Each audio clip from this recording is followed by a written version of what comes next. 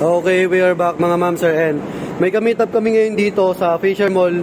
So yun sa dati natin pwestuhan na yan, sa basement parking. So ito yung ginawa namin ng expander. Boss, taga sana po kayo sir? Ay sila bossing Cagayan, sila boss. Kanorte namin, Ilocano din yan, sila bossing. Yan, so ang inabail nila ngayon yung Stingray na top load.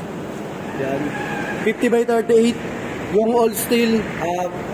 Tapos yung alloy type crossbar na heavy duty, gutterless.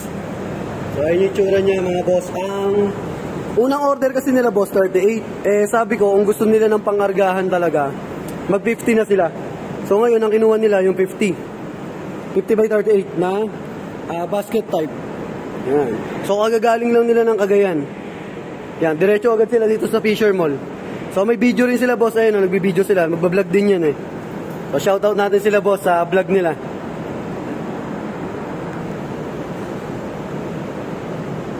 So ayan.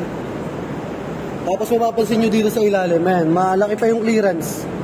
Ayan hindi siya ganun kababa. Then yung bracket natin, ayan, kitang-kita nyo naman makapal. Yung ginagamit natin lagi na bracket, yung makapal. Sa mga gutterless. So medyo mainit lang dito ngayon sa Fisher Mall kasi hindi pinagana yung blower, ayun So ayun si Hey, dala natin. Ayun sila boss. Ayun kita nyo, nakalagay po Mitsubishi Ilocos. So lagi na pa ng pinanggalingan nito mga boss. Ayan, expander. Yung Gen 1 expander to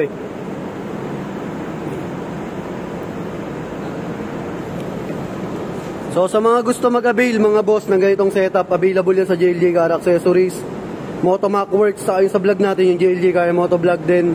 Sa TikTok account, meron din tayo doon. Nakapost din lahat doon yung mga gawa natin sa mga sasakyan, DIY, preventive maintenance, mga road trip yan, sa mga client natin. So thank you kay La Boss. Ayan, minit up namin sila dito ngayon kasi taga QC rin sila pero galing talaga sila ng norte. So ayun sila boss. Ayan, nagbibideo rin sila boss Ayan naka-tripod pa sila stick. So thank you and thank you po kay La ma'am. God bless po, maraming salamat.